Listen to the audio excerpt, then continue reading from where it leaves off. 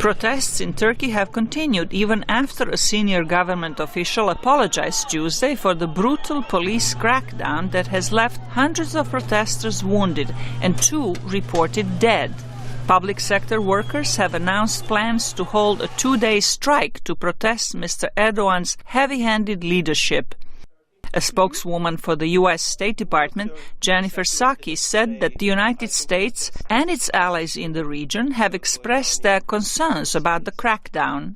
We're very concerned about the excessive use of force by police in several instances and endorse calls for a full investigation. And we also welcome the efforts by President Gül and others to calm the situation. Washington said it expects its ally Turkey to respect the rights of its citizens to free speech and assembly. Turkish demonstrators won support from others in Paris Tuesday. Ozan Kesili expressed disappointment that Turkey is moving away from democracy. We are also here to show through the media that in the end we all lied to ourselves in Europe because the Turkish regime was making good economic scores. One could think that Turkey is getting closer to democracy. In fact, it is moving away from it.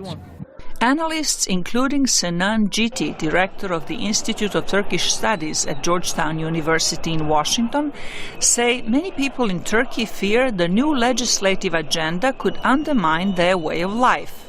The kinds of legislation that we can talk about is the restriction of abortion.